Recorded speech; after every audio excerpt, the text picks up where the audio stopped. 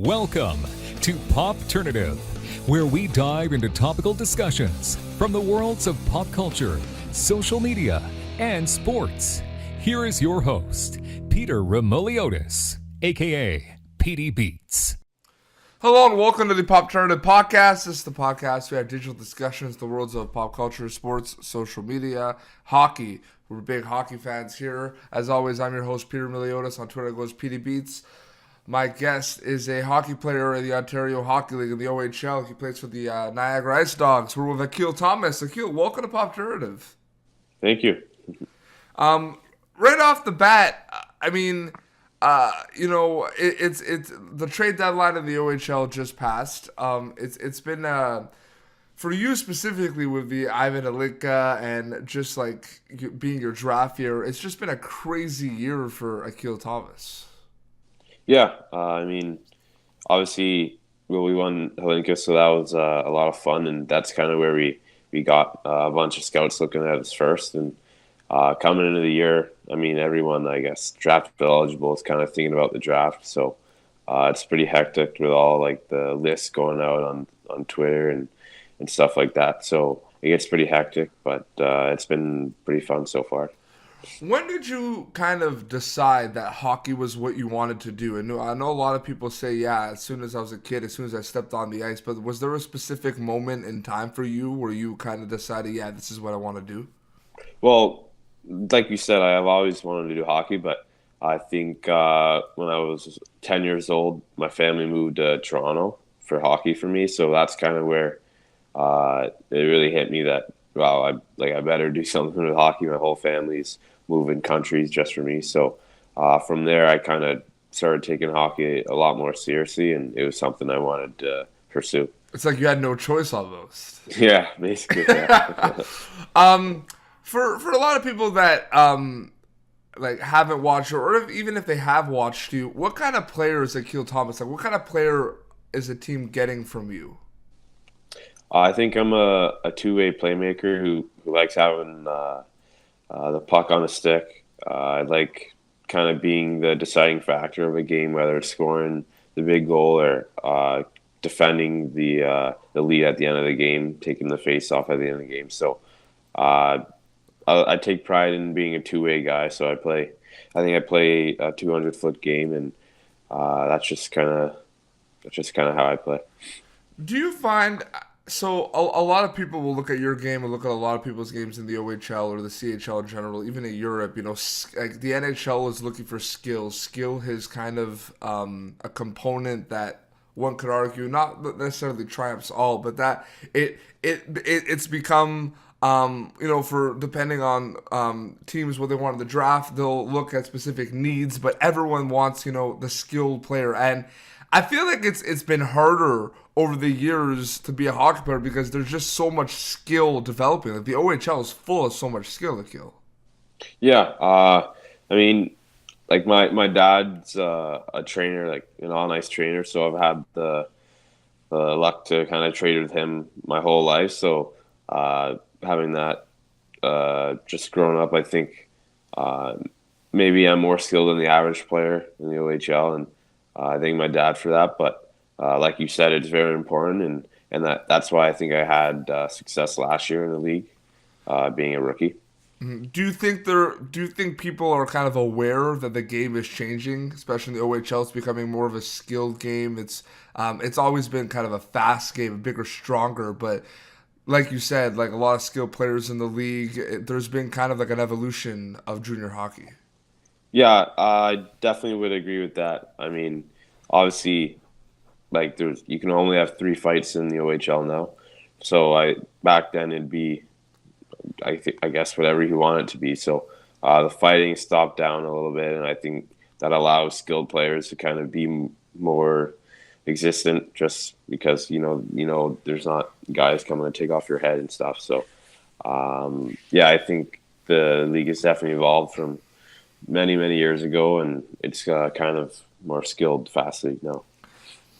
I find it interesting because we talk about, the evolution of the game on the ice, and you could look at players like Connor McDavid, Austin Matthews, that are kind of like the second wave of like the game kind of changing. When the Ovechkins and the Crosbys came in the league, that was kind of like the first wave. And you have guys like McDavid and Matthews that come in the league, and they're just so much fun to watch and change the game in many ways on the ice. But you look at the off the ice component of things, and it's not just you don't like attach it or focus on it only for NHL, but for junior hockey. But the social media, the interviews, the media, that is like part of your job. That is like you're on the ice playing hockey, but off the ice, that's a huge part of your job. Do you think that players are ready to kind of make those adjustments and get ready for all the kind of interviews and all the media that's to come?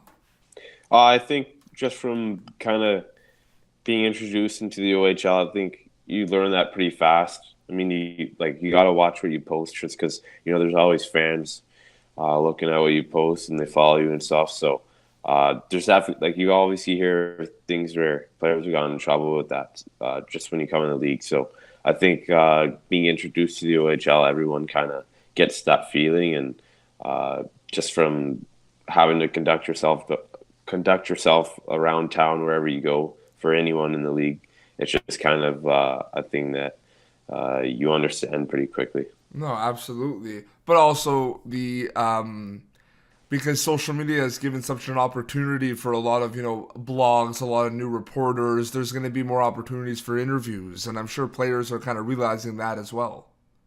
Yeah. Oh, yeah. For example, I'm talking to you right now. So, yeah, social media is pretty cool nowadays. And obviously, back then, it wouldn't be a thing too many people would use, but it's pretty cool now.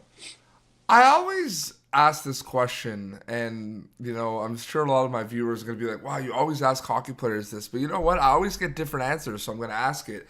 A lot of people are going to have different perceptions of hockey, different perceptions of the life of a hockey player. What are kind of some of the, in your opinion, misconceptions of a hockey player? And what I mean by that is people might, look at you a certain way and be like, oh, wow, this kid, all he does is hockey. He doesn't have a life outside of that. He doesn't play sports in the summer. He's not at the gym doing other different things. He's not like, and then you're like, wow, like that's completely wrong. You know what I mean? What are some of the, and we've had like funny answers to this question. Like the biggest misconception is people think that hockey players care so much about their hair, but we really don't, that kind of stuff. But it's like, what? Are you able? And I asked like Sheldon Souray, who was a veteran in NHL for many years with the Montreal Canadiens and the Edmonton Oilers, and he said it was kind of like people just assumed that hockey players didn't really want to like do interviews or didn't want to talk, and it was just kind of like, just don't talk. You're a hockey player, just play hockey. You know what I mean? So what kind of are some of the misconceptions that you've seen? You know what I mean? Yeah, I think maybe most people may think that hockey players don't really have that type of personalities that maybe like an NBA or an NFL like player would have. But I think that's like wrong. I think if anything, we have more of a personality than other athletes. It's just we don't really show it on social media, and we don't show it like on the ice. It's kind of in the locker room, and that's just kind of the way it's always been. But I think that's probably the biggest misconception people have. It's just kind of more in the locker room. It's not out in the open. Two-part question for you. So there's going to be people that have asked you this question a lot of times, and a lot of players don't necessarily have like a direct answer to this because they want to be their own player. They don't necessarily want to model their game after another player. But was there a player that you modeled your game after growing up, or kind of looked after? And so there's that. And based on like what you see on social media, have you seen anyone compare you to other players? There's a lot of scouting reports out there, and what do you think of that? So it's a two-part question. First part question: who do you kind of model yourself after, and who have you been compared to like on social media? Yeah, on social media, I haven't really been compared to anyone, but growing up, I didn't really compare myself to anyone. But now with the interviews of of people asking me who do you compare yourself to, I've had to kind of do some research and kind of think hard about it. So the only person or the two people I've kind of referred to are Jonathan Tace and Claude Giroux. Absolutely. And so leadership then, is that a part of the game that Yeah, you want to just like bring? a guy who brings leadership, a two-way guy who's skilled, who makes plays, and it's like a big part of his team. How would you kind of describe the landscape and the life of a junior hockey player? Because it's a very unique situation where you you guys are going to school, but you're playing and you're training and you're doing all this. And you have to kind of balance it. Do you kind of find it hard to balance it at times, or do you think you kind of, because you're dialed in and you want to make the best out of it, you kind of have it all your ducks in a row? Yeah, no, I don't find it hard to balance things out just because I know I'm here just for hockey and we have it so much, so that satisfies me. But no, it's pretty hectic life as an OHL hockey player. I mean, I'm going to Brock part time right now, so I skipped grade 9, so I'm taking university classes now, and so I have class from 5:30 or 5 to 6:30 on Monday and Wednesday. So basically, my Mondays consist of waking up at 8:30, being at the rink for 9:30. Then I go home and eat, come back to the rink for 1:15, practice at 2:30 to like 3:30, 4ish, and then you shower and I go to class for an hour and a half. So, and then on weekends it's just kind of games all weekend. So it's pretty hectic. You don't really have time for too much else, and it's just it's pretty cool to just be dialed in and thinking about hockey all the time. It's kind of something I've been dreaming about for a while, and now I'm living it. So. Absolutely. And, the World Junior Hockey Championship just concluded. Canada won their second gold medal in 9 years. And I think the World Juniors is a really important tournament for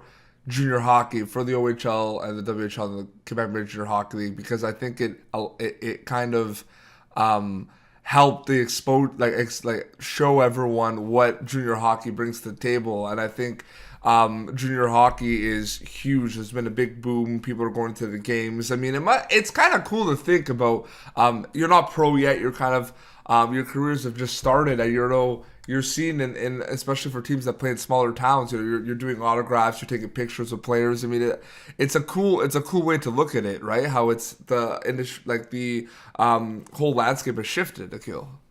Yeah, I mean, growing up, even when I lived in the States, I'd go to Toronto for Christmas, and we'd always watch World Juniors the whole break basically, and it was probably like my favorite thing to watch hockey wise. Like I'd be really into it, always cheering for Canada and kind of the U.S. because I lived in the U.S. So yeah, I know it was a lot of fun just watching them and kind of seeing what guys like before the NHL how they play and how good they are, right? So that kind of made me familiar with the CHL even before I moved to Canada. So no, it's all like you said. It's good to showcase kind of the CHL and showcase like the best talent in Canada, and for it to be so popular in Canada and internationally, it's really cool that these like 19-year-olds are being watched by the whole world, right? And I think it gives guys like yourself that, like you said, you're going to play the top prospects games this year NHL draft year. I think it gives you guys kind of the motivation to kind of, you want to be there one day. You're going to do whatever it takes to get there.